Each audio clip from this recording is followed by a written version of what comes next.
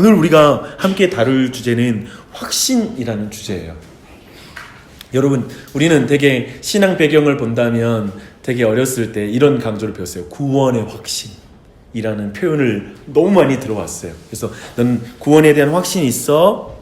당신에겐 구원의 확신이 있습니까? 오늘 밤에 만약에 죽는다면 당신은 천국에 들어갈 그 확신이 있습니까? 라는 어떤 이런 질문은 그냥 우리 신앙 생활할 때 제가 볼 때는 우리 배경에서는 거의 공기와 같은 질문이었어요. 항상 들었던 그런 질문에 해당하는 분이요. 굉장히 실제적인 질문이죠, 그렇죠? 근데 로이드 존스가 왜 이 확신이라는 주제를 다루는가라는 걸 먼저 문제 제기를 하고 하는데, 로이드 존스가 이렇게 말해요. 지적인 호기심 채우려고 이 주제를 다루는 게 아니다 라는 표현을 쓰면서 우선 성경이 이 주제를 굉장히 가르치고 있다. 그렇기 때문에 우리는 이걸 배워야 된다 라는 걸 가지고 있어요. 그리고 이건 매우 경험적인 문제예요. 그렇잖아요. 우리 구원의 확신 문제, 이 확신이라는 표현은 굉장히 우리가 경험적으로 굉장히 중요한 문제이기도 해요. 이 확신의 문제가 잘못되면, 지나치게 잘못 강조되는 경우에 굉장히 신앙생활이 힘들어져요.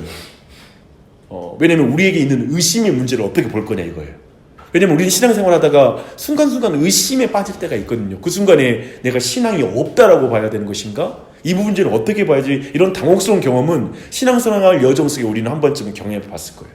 그렇죠? 그런 우리 안에 그런 주제이기 때문에 이게 성경이 가르치고 있는 주제이고 또 우리의 경험적으로도 너무나 중요한 주제이기 때문에 이 내용을 우리가 배워야 된다라는 걸 한번 우리가 다시 한번 확인하고 이제 내용으로 들어가 볼게요. 근데 확신에 대한 다양한 견해가 있어요. 첫 번째 뭐냐면 구원의 확신을 갖는 것은 불가능하다는 견해가 있어요. 두 번째 뭐냐면 그 견해는 구원의 확신은 믿음의 본질이다. 그러니까 구원의 확신 이거 없으면 구원 없다. 그러니까 이 구원의 확신 문제를 굉장한 믿음의 본질로 보는 그런 주장이 있고요. 세 번째는 구원의 확신이 믿음의 필수 요소는 아니지만 확신을 소망해야 된다라는 견해가 있어요. 이 세 가지의 견해가 큰 어떤 이 구원의 확신에 대한 견해예요. 근데 첫 번째 우리가 구원의 확신을 갖는 것은 불가능하다라는 견해를 먼저 한번 봐보게요. 이것은 로마 카톨릭이 가지고 있는 견해예요. 그러니까 로마 카톨릭은 확신의 교리 있잖아요. 구원의 확신의 교리가 개신교의 가장 해롭고 못마땅한 교리라고 주장을 해요. 그러니까 왜 이게 일어난지 한번 제가 설명드릴게요. 한번 저를 보시면 이건 역사 문제거든요. 이젠 로마 교회가 부패했잖아요. 그런 의미에서는 종교 개혁가들이 이제 교회를 개혁하는 위치에 서잖아요. 그렇죠? 근데 종교 개혁가들이 볼 때에 로마 교회, 현재 자신들이 보고 있는 교회의 이 부패의 원인이 어디 있냐 찬찬히 봤을 때 믿음 없는 사람들이 근본적으로 거듭나지 않았다. 우리가 알고 있는 거듭나지 않은 사람들이 그냥 교회가 서구 사회는 다 크리스텐덤이니까 기독교 왕국이다 보니까 교회 안에 들어왔는 교회의 지도자들이 저 사람이 예수님 믿는지 안 믿는지도 모를 그런 사람들이 교회에 추기경이 되어 있고 뭐 교회의 사제가 되어 있는 이런 상황인 거예요. 그러니까 교회의 부패를 어디에서 봤냐면 믿음이 없는 사람들이 교회의 중요한 위치에 올라가 있는 것. 교회 안에 너무나 많은 믿지 않는 사람들이 같이 섞여 있는 문제가 교회의 부패함의 원인으로 보는 거예요. 충분히 이해되죠, 그렇죠? 왜냐면 오늘날에도 진짜 저분이 믿음이 있나 없나 싶은데 예를 들면 중책을 맡고 있는 경우가 있어요. 너무 세속적이고 너무 세상적인 사고방식을 가지고 진행될 때 우리는 당혹스러워하고 왜 저 사람이 저의 위치에 서 있지라는 마음을 가질 수가 있어요. 그렇잖아요? 당연히 이 문제는 그 당시에는 굉장히 심각했던 거예요. 그러다 보니까 개신교에서는 어떻게 됐냐면 그 당시는 이 태어나자마자 유아 세례를 주잖아요. 로마 카톨릭이 세례 주고 그렇게 막 여러 가지 영세를 주고 여러 가지 과정을 거치잖아요. 근데 제일 먼저 나타난 급진적인 그 파가 뭐냐면 가장 급진적인 종교 개혁 파가 누구냐면 재세례파라고 있어요. 그러니까 로마 교회에서 세례 받은 걸 인정하지 않는 거예요. 다시 믿는 사람들에게만 다시 세례 줘야 된다. 그리고 그 사람들만 교회의 회원이 돼야 된다. 라는 주장을 하면서 새로운 개혁 운동이 일어난 거예요. 하나의 급진적인 운동이었어요.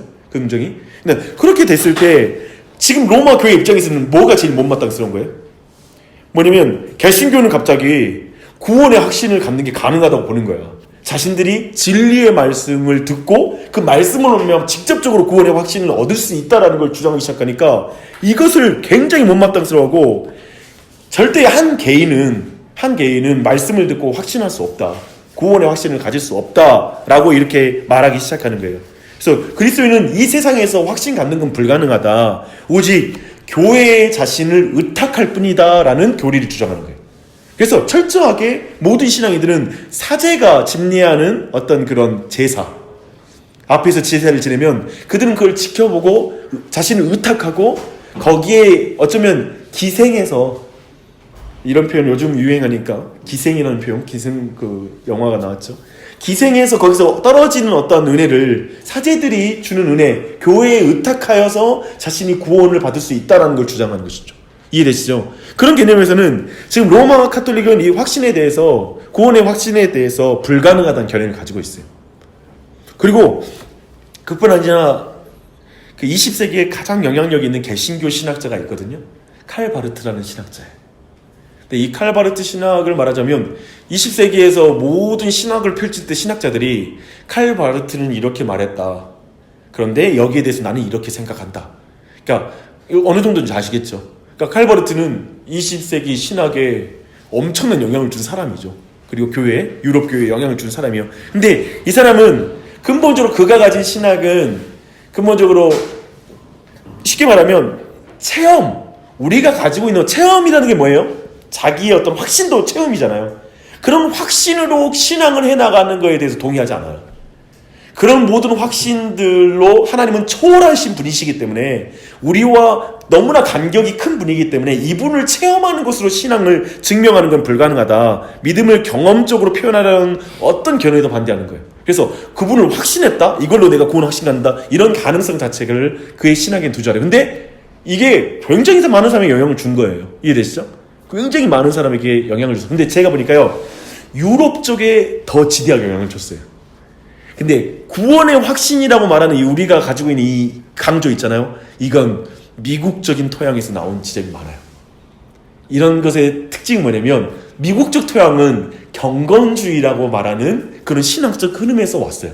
뭐냐면, 뭐 그렇게 복잡한 게 문제 아니라 체험이 중요하지, 그리고 우리가 직접 하나님을 경험하는 게 중요해 라고 하는, 좀 유럽 쪽은 좀 더 지성주의로 이성적인 접근을 많이 하는 반면에, 알다시피 미국은 조금 더 실용주의적으로 경험적으로 가는 경향성이 있잖아요. 그런 의미에서 미국 쪽에서 사실은 예를 들면 여러 선교단체들, 그리고 미국 쪽에서 일어나는 어떤 운동들, 선교사들이 한국에 왔을 때 좀 더 구원의 확신, 이런 지점에 대한 강조점들이 좀 더 있는 거죠.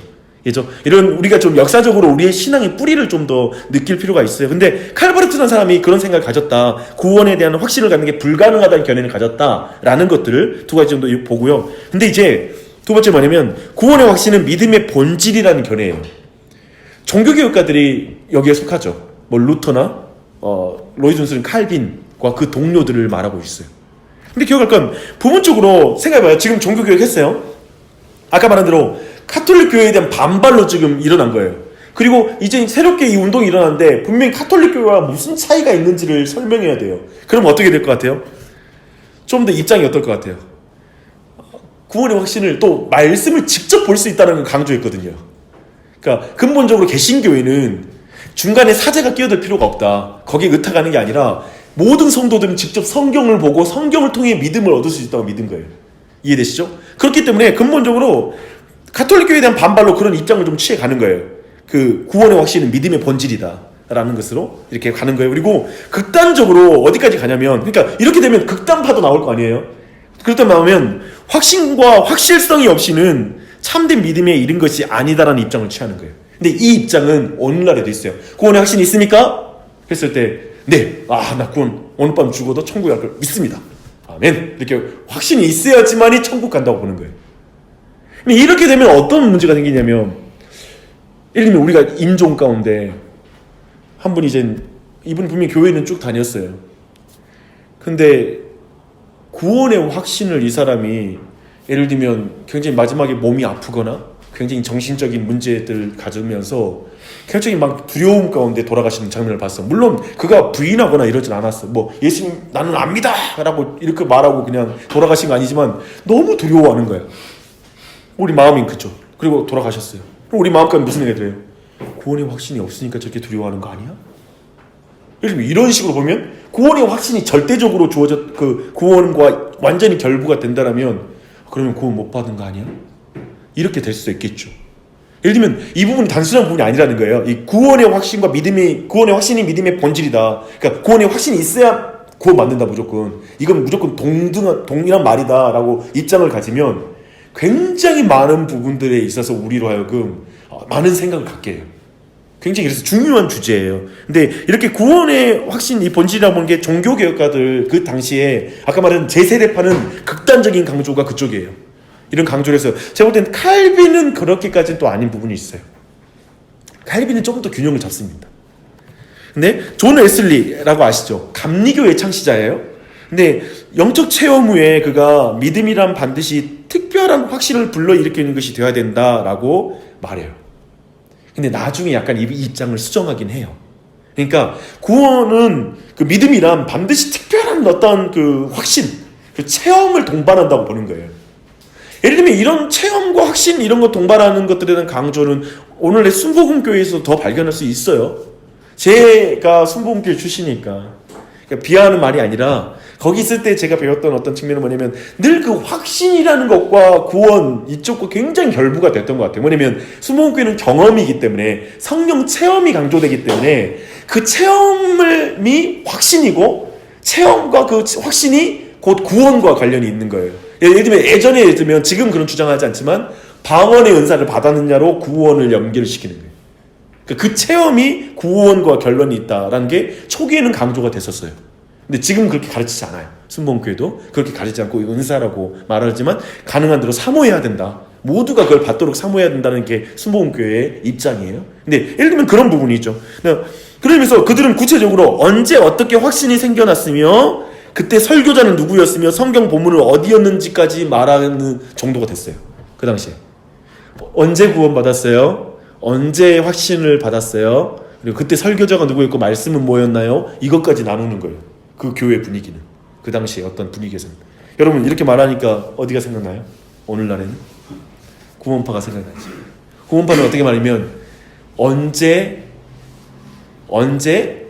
구원을 확신했느냐 그리고 언제 이렇게 회심했느냐 이걸 직접적으로 구원받았느냐는 걸 물어보거든요. 그러니까 구원파는 확실하게 확신의 문제 이거 개인 확신과 체험 문제와 이걸 본질로 보는 거예요. 완전히. 그래서 그런 부분들을 우리는 충분히 주위에서 볼 수 있어요. 지금도 이런 경우도 있어요.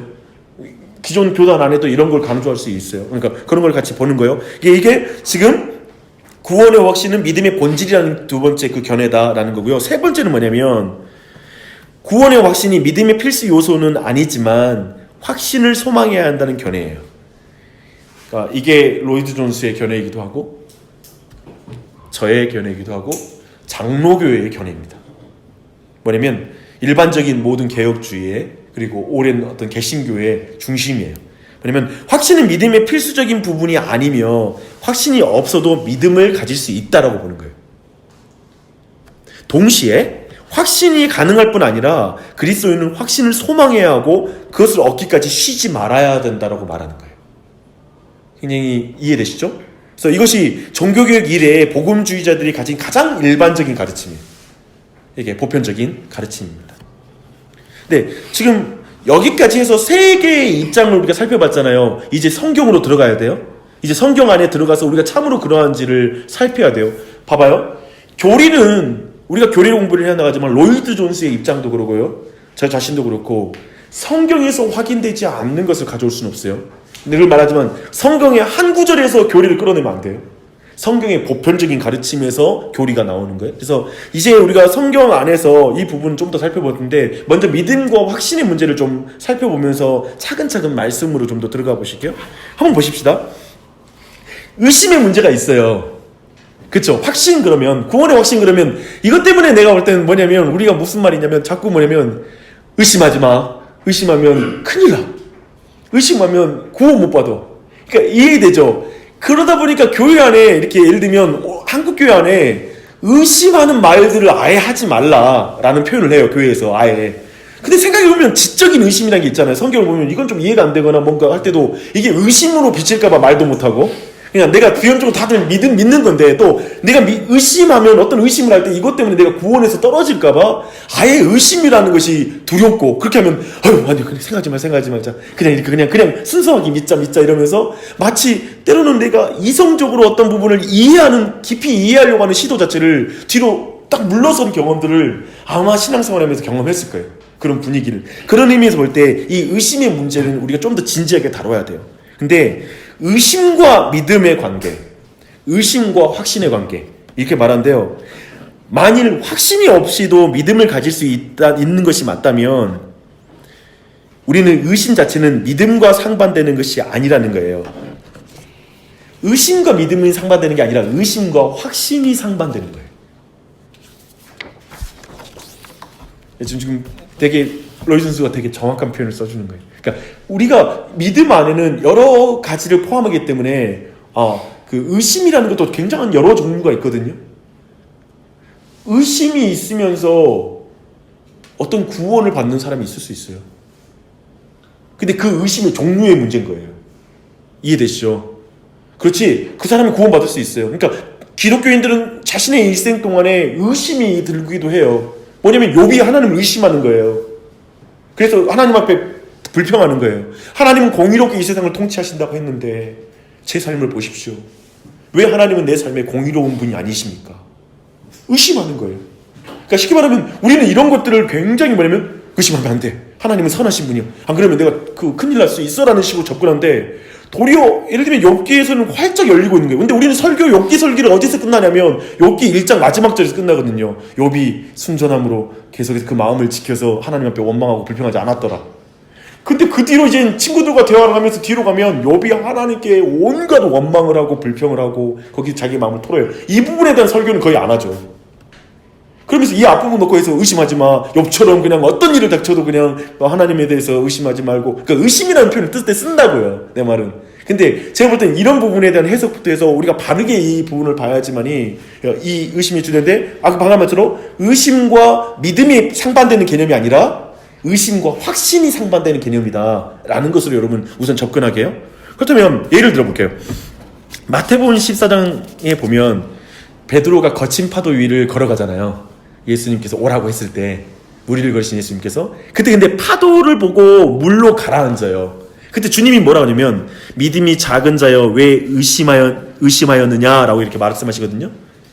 근데 지금 베드로가 물에 빠졌을 때 이렇게 말하지 않잖아요. 넌 믿음이 없다 라고 말하지 않고 믿음이 작은 자여 라고 표현을 쓴다고요. 그래서 의심은 믿음에 반대하는 말이 아니라 다만 여러 가지 원인으로 믿음이 연약해졌다는 걸 의미하는 거예요. 그렇죠? 이 부분. 근데 또 한 가지 마태복음 28장 17절 한번 봐보세요.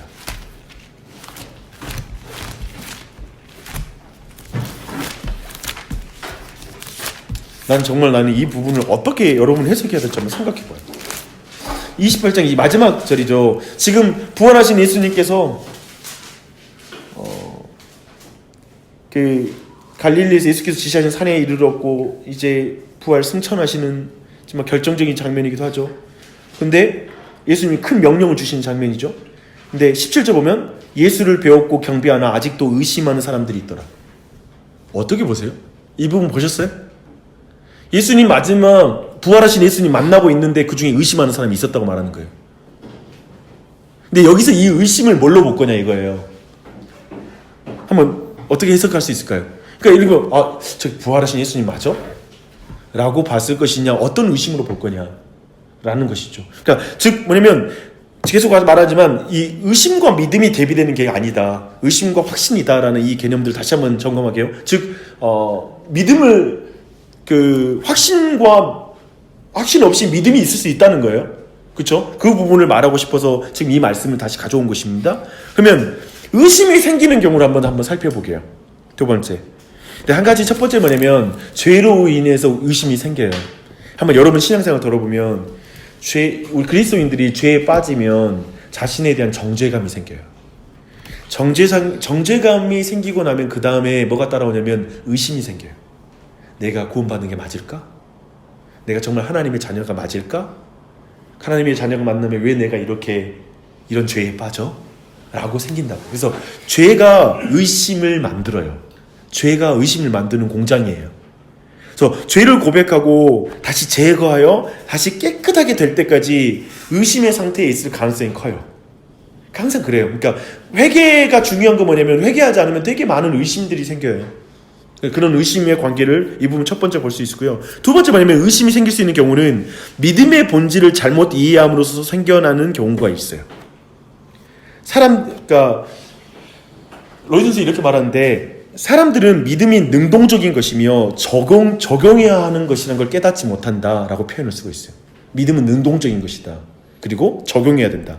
마태복음 8장 23절로 27절 아까 본 대로 바람과 아까 본 내용이 아닌데요. 우리가 알고 있는 예수님과 함께 제자들이 배를 타고 가는데 풍랑이 일어났는데 예수님이 주무시는 장면 있잖아요. 그때 제자들이 두려워 벌벌 떨잖아요. 벌벌 떨고서 예수님을 깨우거든요. 근데 그때 예수님이 뭐라고 하냐면 믿음이 작은 자들아 라고 또 책망을 해요. 그때도. 그러니까 믿음이 쉽게 말하면 이거예요. 너희 믿음이 어디 있느냐. 그러니까 그 장면 참 해학적인 장면이기도 한데 만유의 주인이신 예수 그리스도께서 지금 그 배에 타고 있어. 근데 불안한 거예요. 그러니까 우리가 신앙생활 할 때 우리는 교회에 와서도 불안할 수 있잖아요. 물론 교회가 뭐 특별한 건 아니지만 우리 안에 예수님 계신 줄 믿어. 우리 가정에 예수님 계셔. 그런데 그 안에서 불안해. 이건 우리의 삶에 너무나 많은 경우니까. 그러니까 이때 뭐라고 하는 거냐면 예수님 뭐라고 책망하냐면 쉽게 말하면 너 믿음이 어디 있느냐. 너희는 믿음을 가지고 있으면서 왜 적용하지 않느냐. 이 말씀인 거죠. 믿음을 가지고 지금 이 풍랑이 있어도 네가 믿음을 적용해서 즉 믿음을 능동적으로 내가 그걸 사용해야 되는 것으로서의 믿음으로 믿지 못하고 실제로 예수님이 계시는데 그 자리에 계시는 걸 믿고 내가 좀 안전하고 불안한 게 아니라 예수님을 의지하는 것으로 나아가는데 그걸 사용하지 않은 측면을 지적하는 거예요. 그래서 믿음이 적용되어 행동이 유발되어야 함을 알지 못해 한동안 의심하는 사람들이 있다는 거예요. 그러니까 자신이 가진 믿음이 있다면 그 믿음을 계속 적용해 나가야 되는데 그러지 않음으로 말미암아 의심의 상태에 있는 사람이 있는 것이죠. 그래서 우리가 순전히 수동적인 상태에서 머물러 뭔가 일어나기를 기다리고만 있으면 믿음보다 의심이 앞설 가능성이 높다라고 말해요. 그리고 믿음이 자신의 것이 되어야 함을 인식하면 의심이 제거되고 믿음이 강화될 수 있다. 그러니까 저는 이걸 어떻게 믿냐면 좀 적용하고 싶냐면 여러분 예를 들면 말씀을 믿고 적용하면 할수록 믿음이 강해져요. 이해되시죠? 내가 믿음으로 내가 선포하고 믿음으로 내가 어떤 상황 속에서 믿음으로 그것들을 헤쳐나가면 나갈수록 믿음이 강해지는 역사가 나타나요. 그러니까 그걸 말하는 거예요. 계시죠? 그런 지점들. 그러니까 순종으로서의 믿음. 그 믿음이 우리 안에 있다라는 측면들. 그래서 의심이 죄로 인해 생겨나고 믿음의 본질을 이 내용, 믿음이 어떤 특징을 가지고 있는 걸 모름으로 믿음을 사용하지 않으므로 굉장히 의심이 우리가 올 수 있다는 걸 말하고 있습니다. 근데 여기서 이제 다시 한번 의심과 믿음, 의심과 확신, 그리고 의심에 대해서 우리가 좀 더 깊이 있게 배웠는데요. 그렇다면 확신이 없이도 믿음을 가질 수 있다라는 말 했잖아요. 아까 그 부분 볼 차례예요. 사실 이게 중요하겠죠. 왜냐하면 우리는 지금 이런 경우가 있거든요. 확신을 믿음으로 절대화시키면 확신이 사라진 순간에 절대적으로 불안해져요. 그 두려움에 휩싸이게 돼요.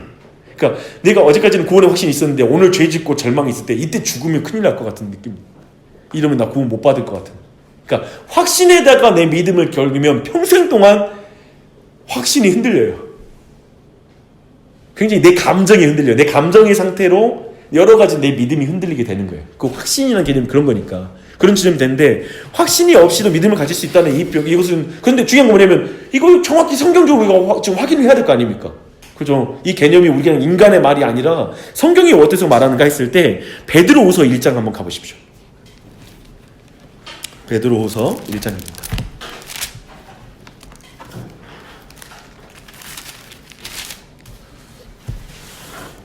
1장 10절 먼저 한번 읽어보게요. 1장 10절 다 함께 읽겠습니다. 그러므로 형제들아 더욱 힘써 너희 부르심과 택하심을 굳게 하라. 너희가 이것을 행한즉 언제든지 실족하지 아니리라. 봐봐요. 지금 부르심과 택하심을 결정할 수 있다는 말이에요? 굳게 할 수 있다는 거예요? 뭐죠? 부르심과 택하심을 굳게 하는 거죠. 그렇죠? 그러니까 사람이 할 수 있는 것은 하나님으로 하여금 나를 부르시게 만들거나 나를 택하시게 만들게 할 수는 없어요. 그렇죠? 하나님이 부르셨고 하나님이 택하신 것을 내가 굳게 한다는 거예요. 그런 의미에서부터 여기에서 이 굳게 한다는 것, 이것은 확신과 관련된 부분들이 있어요. 굳게 하는 것. 근데 이 구체적으로 어떤 이것이 믿음이기도 한데요. 5절부터 7절 한번 봐보십시오. 여기에 좀 표현이 중요해요. 5절부터 7절 말씀 한번 같이 읽어보겠습니다. 시작. 그러므로 너희가 더욱 힘써 너희 믿음의 덕을, 덕의 지식을, 지식의 절제를, 절제의 인내를, 인내의 경건을, 경건의 형제의 우애를, 형제의 우애의 사랑을 더하니라. 봐요. 앞과 끝이 뭐예요? 믿음으로 시작됐죠. 그렇죠? 그리고 마지막에는 사랑이죠. 그렇죠? 사랑으로 끝이 나죠. 믿음과 사랑이라는 구조 안에 있어요. 근데 믿음은 뿌리예요. 근데 믿음으로 그냥 있는 게 아니라 그 믿음의 덕과 지식과 뭐 절제 그대로 계속 이어지죠. 그 많은 것을 통해 굉장한 확신과 그리고 굉장한 풍요로움들이 드러나는 거예요. 그렇죠? 그러니까 그렇게 부분이 보여지는 거예요. 근데 11절로 가봐요. 지금 굳게 하는 부분이 5절부터 7절의 내용들이 더 포함되어 있다고 볼 수 있겠죠. 11절 말씀 봐봐요. 다 함께 읽겠습니다. 이같이 하면 우리 주 곧 주 예수 그리스도의 영원한 나라에 들어감을 넉넉히 너희에게 주시리라 라고 말씀하고 있죠. 근데 여기에서 하나님의 백성은 하나님의 영원한 나라에 들어가게 될 것인데 넉넉히 들어가는 조건을 앞에서 말하고 있죠. 그렇죠? 이와 같이 행하면 이라는 것이 조건이죠. 그렇죠? 이와 같이 행하면, 즉 부르심과 택하심을 굳게 하면이라는 말이에요. 굳게 하면. 그렇다면 분명히 이것은 믿음과 확신을 구분해서 말해주고 있는 거예요. 부르심과 택하심 안에 있고 그 부분이 주어지고 있고 그 다음에 이후에 이어지는 그걸 굳게 하는 사역들이 뒤에 있는 거예요. 그리고 확신을 구분해서 넉넉히 너희에게 주신다라는 것이 확신이거든요. 넉넉히 너희에게 주신다. 이 지점. 근데 이 부분은 요한일서 5장 13절로 좀 더 가서 우리가 이해할 때 좀 더 볼 수 있을 것 같아요. 요한일서 한번 가봐요.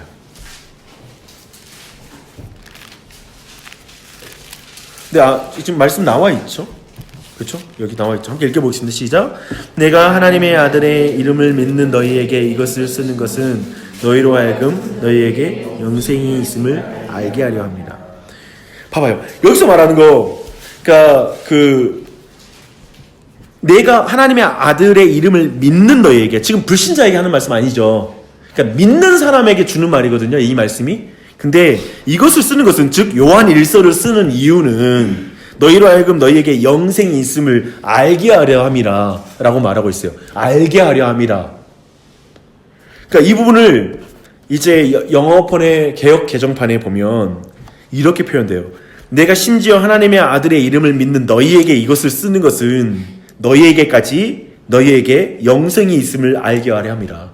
좀 더 확실하게 믿음을 가진 너희에게 영생이 있다는 걸 또 알게 하려 함이라 라고 말하는 거예요. 더 확고하게. 그런 것에, 그러니까 영생이 있음을 알게 하려는 그것이 곧 확신이죠. 그러니까 이미 믿음을 가진 자에게 또 다른 확신, 또 다른 내용들의 확신들이 더 주어지는 거예요. 그렇죠? 그래서 그렇다면 확신이 없이 믿음을 가질 수 있다는 건 분명해요. 확신이 없이 그렇게 주어질 수 있어요. 그렇지 않다면 이 편지가 써질 이유가 없다라고 말하는 거죠. 이 확신이 계속 가능해서 지금 말하고 있습니다. 그렇다면 이제 여기까지 정리하고, 지금 정리했던 것은 확신이 없이 믿음이 주어질 수 있다는 것들을 다시 한번 확인했고요. 그렇다면 좀 확신에 대해서 한번 더 볼 필요가 있어요. 객관적인 확신과 주관적인 확신이 있어요. 굉장히 흥미로운 내용이 될 거예요. 오늘 여기 내용까지 보고 참된 확신의 근거까지 보고 할 텐데요. 객관적인 확신과 주관적인 확신. 첫 번째 보는 건 우리 한번 같이 읽어보겠습니다. 시작. 아무리 약하고 무력이력하고 미성숙하고 작은 믿음이라 하더라도 그 믿음에는 어느 정도 지식이 반드시 있으며 그러므로 거기에는 분명한 확신이 존재한다. 근데 잠깐 이 말은 방금 전에 했던 말하고 좀 모순된 것 같잖아요. 방금 전에 우리 말했던 건 뭐였죠? 확신 없이 믿음이 주어질 수 있다 이 말 했는데, 믿으면 어떤 작은 믿음을 가질지라도 확신을 동반한단 말이잖아요. 어느 정도 확신을 동반한다는 말을 지금 첫 번째 말하고 있는 거잖아요. 그렇죠? 근데 생각해보면 믿음은 필연적으로 뭔가에 대해서 신념을 갖는 거잖아요. 그러니까 믿습니다 했는데 믿는 내용이 없을 수는 없잖아요. 어떤 믿음의 내용이거나 믿음의 대상을 향한 내용이 있어야지만이 믿음이라는 게 존재하잖아요. 아무것도 없는데 믿음을 가질 수 없다는 거예요. 그래서 믿음은 어쨌든 말씀이 가르치는 진리를 마음으로 믿고 지적으로 동의하는 것으로 믿음이 이루어져요. 신념이 이루어져요. 뭘 믿는지 모르면서 믿을 수는 없죠. 그래서 우리 주님 그리고 구원에 대해 뭔가를 믿는 사람은 조금이나마 확신과 위로와 신뢰를 가지고 있는 거예요. 조금이나마. 그런데 로이 존스는 이 조금이나마 가지고 있는 이 확신 있잖아요. 믿음이 가지고 있는 그것을 참된 확신이라고 부르지 않아요. 근데 로이 존스가 여기서 이걸 나누는 거예요. 참된 확신과 거짓 확신을 여기서 나눠요. 뭐냐면 로이 존스는 여기서 객관적인 확신만으로는 참된 확신이 될 수 없다고 말해요. 그러니까 지금 다시 한번 저 봐보세요. 지금 확신을 나누는데 참된 확신과 거짓 확신을 말하는 거예요. 그리고 그리고 객관적 확신과 주관적 확신 그리고 참된 확신을 말하고 있는 거예요. 거짓 확신을 말하고 있고. 그래서 이 구분을 보고 있는데 참된 확신은 객관적 확신과 주관적 확신 모두를 포함한다는 거예요. 방금 전에 말했던 대로 어느 정도 우리는 어떤 내용에 대해서 지적으로 동의할 수 있다는 거예요. 그걸 믿고 지적으로 동의해. 나 그렇게 생각해. 근데 그것만으로는 참된 확신이라고 말할 수는 없다라고 지금 말하는 거예요. 그래서 그렇다면 참된 확신이 뭐냐? 거짓 확신이 뭐냐? 그 차이는 뭐냐라는 질문을 그 다음에 할 수 있겠죠. 우리가 참된 확신이란 객관적 확신과 주관적 확신 모두가 바로 참된 확신이다라고 말하고 있는 거예요. 이걸 주목해야 됩니다. 여기서 존 웨슬리의 체험을 말해줍니다. 사실 존 웨슬리가 엘더스 게이트라는 어떤 그런 거리에서 특별한 영적 체험을 해요. 근데 그때 영적 체험을 할 때 이상한 따뜻함을 느낀 거예요. 근데 그 당시에 왜 존 웨슬리는 이미 굉장한 또 사역자였어요. 사실 존 웨슬리의 회심의 진정한 회심은 어떤 걸 보냐면 어디 미국 갔다가 돌아올 때인가요? 돌아올 때 또 다른 나중에 또 다른 회심이 어떤 거대한 영적 변화의 체험이 있거든요. 뭐냐면 돌아오다 큰 파도를 만났는데 배가 깨지게 생겼는 거예요. 근데 굉장한 평안함 가운데 기도하는 모라비안 교도들이라고 사람들이 기도를 하고 있는 거예요. 편안하게 그 파도에 그들을 보면서 그가 큰 감동을 받아요. 자신의 신앙에 대해서. 그리고 깊이 그 가운데 그 영적 체험을 추구하게 돼요. 사실 그런 배경 속에서 감리교가 나오긴 했지만 그런 어떤 흐름에서. 근데 뭐냐면 웨슬리가 말하는 이 이상한 따뜻함 뭐냐면 그는 그 이전에도 객관적으로는 진리에 대해서 확신하고 있었던 사람이에요. 진리에 대해서 다 알고 있었어. 근데 하지만 그날 밤이 되도록 그가 가지고 있지 않았던 내면의 사건이 주관적 확신이라는 거예요. 그 내용이 내 것이 돼야 되냐, 쉽게 말해서 내가 가진 체험이 돼야 되잖아요. 어떤 진리가. 그러니까 진리라는 게 객관적인 사실 자체에 대해서 내가 동의해 알아 라고 말하는 것이 참되지 않은 건 뭐냐면, 예를 들면 이것도 어떤 성경의 예로 적절할지는 모르겠지만, 예를 들면 귀신이 예수 그리스도를 보고 당신은 하나님의 아들이라고 알고 있잖아요. 지적으로 동의하는 거. 당신은 하나님 아들 맞다. 근데 잘 생각해봐요. 진리에 대한 주관적인 경험. 그러니까 실제로 그 예수 그리스도가 하나님의 아들인 것과 그리고 창조주인 것을 알지라도 그가 내 안에 사랑이 되고 내 안에 체험이 되는 것, 그 지식이 내 안에 어떤 내적인 경험을 통해서 예배하는 단계로 갔을 때 참된 확신이라고 부를 수 있고 참된 회심이라고 말할 거 아닙니까? 그것이 진짜 구원받았다고 말할 수 있잖아요. 그런 지점에서 저는 이 부분이 굉장히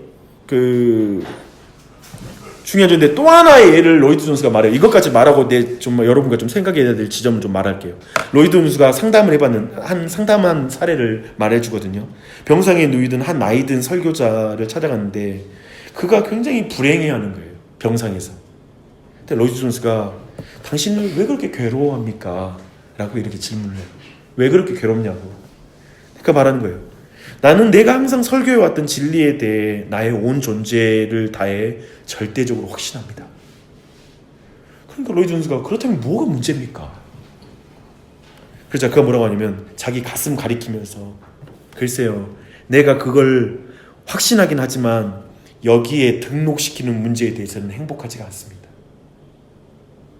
내가 그걸 분명히 믿는다고 말할 수 있지만 정말 그것이 내 가슴 속에 내적으로 확신하는 진리인지 이것에 있어서 나는 불행합니다 라고 말하는 거예요.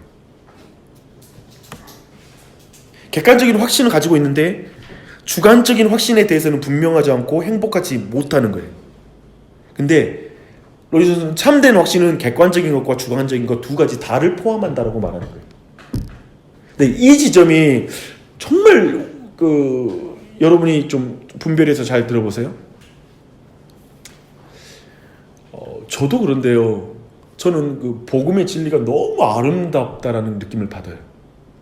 저는 주일날 설교할 때, 지난주 나는 설교할 때 예를 들면 삭개오 설교하면서 그 앞에 있는 본 막 올라갔잖아요.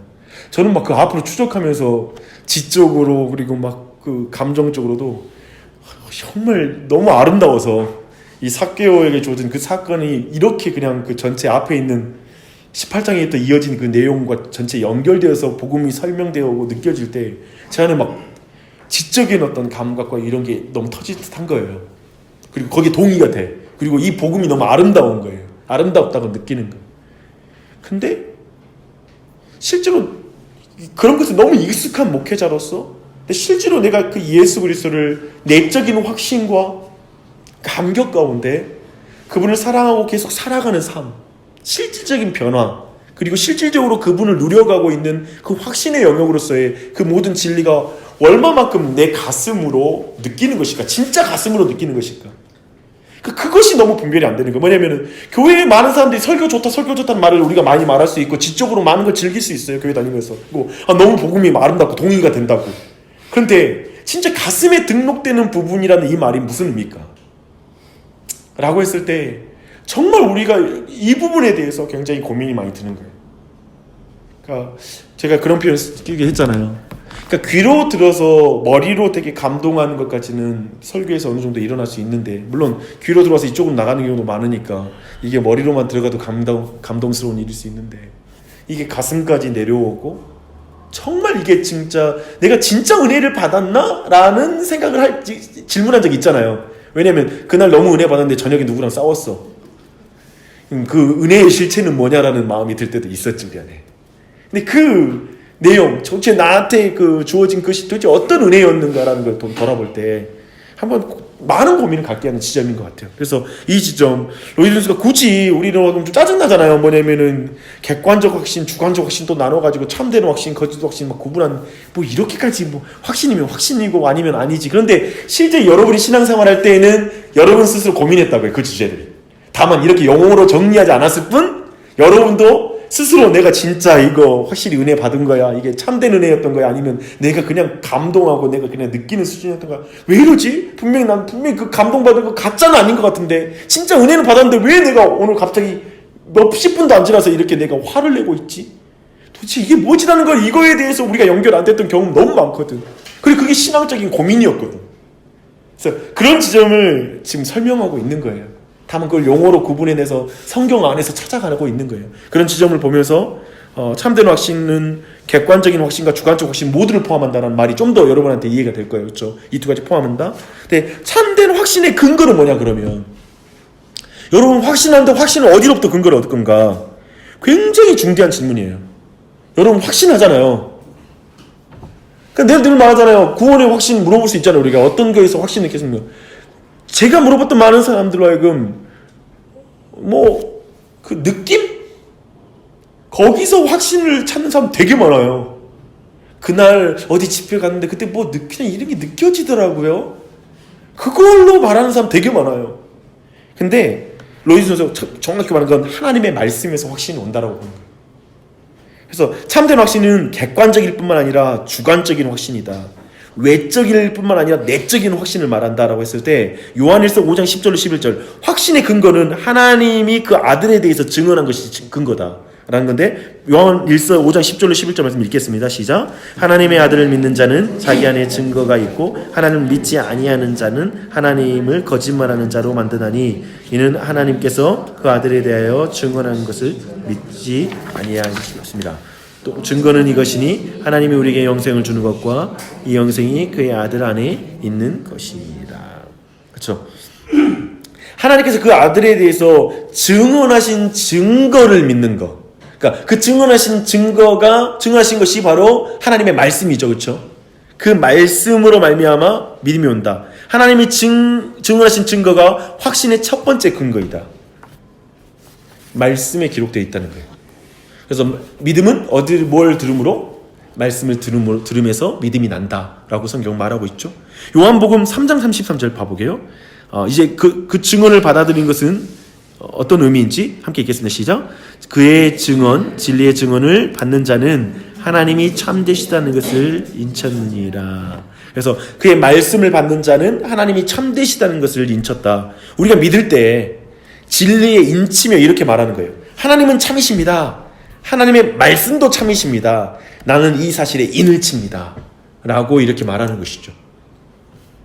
그래서 그 증언과 그렇다면 그 증언에 대한 믿음의 결과를 이제 여러 구절로 우리 5개 구절을 볼게요. 요한복음 3장 36절 함께 읽겠습니다.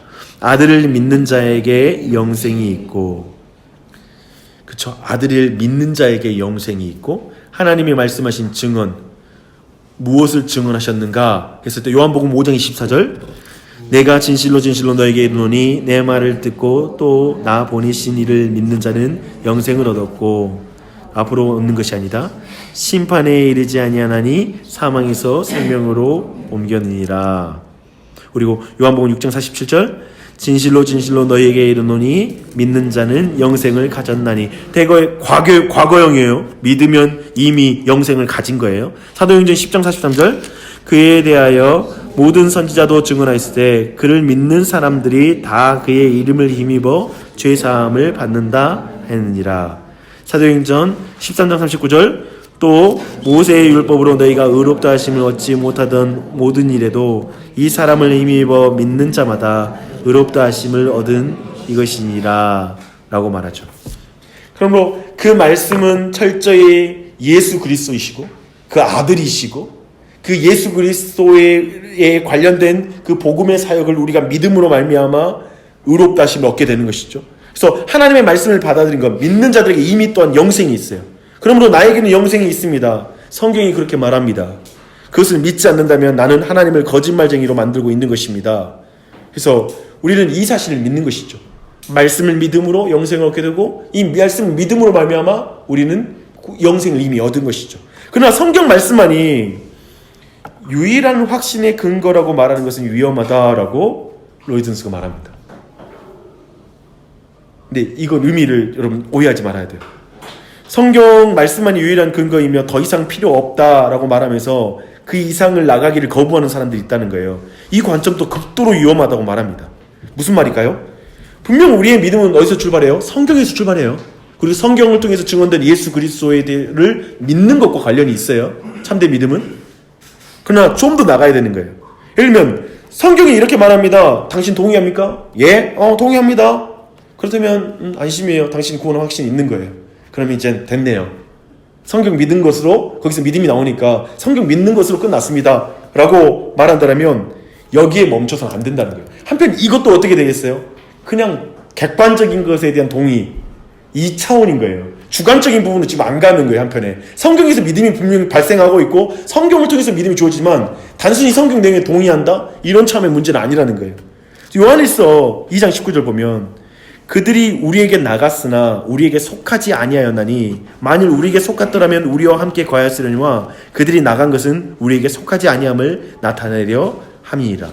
이 말이 뭐냐면 요한의 일서를 받는 그 사람들이 교회 안에 예전에 있던 사람이었는데 그 사람들은 이미 예수 그리스도의 복음에 동의했던 사람들이에요. 충분히 예수 그리스도에 대해서 성경에 대해서 어느 정도 동의하고 그걸 배우면서 즐거워했던 사람이에요. 진리에서 행복했던 사람들이에요. 근데 지금은 교회 밖으로 나가 있는 거예요. 그들에게 사실은 같이 있긴 했지만 속하지 않았던 거예요. 그래서 지난번에 우리가 배웠던 대로 일시적인 회심, 역사적인 회심, 그리고 어떤 거짓 믿음, 어떤 그다음에 그 일시적인 믿음. 예를 들면 그런 차원의 믿음 가운데 잠깐 말씀의 씨앗이 뿌려져서 싹이 나서 올라왔지만 뿌리가 없어서 말라버린 믿음. 지난번에 우리가 이거 배웠죠. 그런 상태의 내면을 가지고 있었던 거죠. 이 사람들이. 그런 의미를 우리가 볼 수가 있죠. 그래서 그런 의미에서 이러한 그 확신의 근거를 단순히 지적으로 잠깐 동의하고 즐거워하고, 근데 이 부분이 좀 저한테 지금 이게 지금 마지막 이야기인데요. 저는 이 부분이 굉장히 목회자로서는 고민이 있어요. 그러니까 그 교회를 보면 느끼는 것은 그냥 성경 공부 좋아하고 지적으로 즐거워할 수도 있어요. 근데 여기까지 들어가면 여러분 너무 막 고민이 될 텐데, 성경 공부도 좋아하고 이렇게 설교도 너무 좋아할 수 있어요. 근데 진짜 그 사람이 그리스도를 주인으로 모시고 사느냐, 이 주제랑 또 다를 수가 있더라고요. 교회가 익숙할 뿐이에요. 그리고 말씀 듣는 게 좋아. 그런데 실제로 정말 주님을 쫓아가고 주인으로 섬겨간 이 부분에 있어서 안 되는 거예요. 이 부분에 있어서 어떤 증거와 다양한 어떤 것들, 다음 주에 그 내용 살펴볼 거거든요. 그렇다면 참된 믿음이 뭐냐, 참된 어떤 확신이라는 게 뭐냐, 어떻게 우리는 확신을 구분할 수 있느냐는 그것은 다음 주에 살펴보게 될 텐데, 네, 어쩌면 지금 오늘까지는 어쩌면 그것이 어떤 것이 거짓 확신이고 어떤 것이 좀 내적인 확신과 객관적인 확신, 참된 확신이냐, 이런 것들을 우리가 오늘 잠깐 살펴봤다고 생각합니다. 여러분은 좀 혼란스럽겠지, 약간은. 그렇죠? 지금 여러분 마음 혼란스러운 상태로 일주일을 기다려야 한다는 건 고통스럽겠죠. 근데 이걸 아래 구정물이 가라앉아 있는 상태에 그걸 건드린 것 뿐이지 구정물이 없는 건 아니었다는 사실을 기억하면서 이걸 한번 생각해보고 정리할 기회를 다음 주까지 또 가져서 신중하게 우리 한번 접근해보자 라고 좀 생각해 보시면 좋을 것 같아요.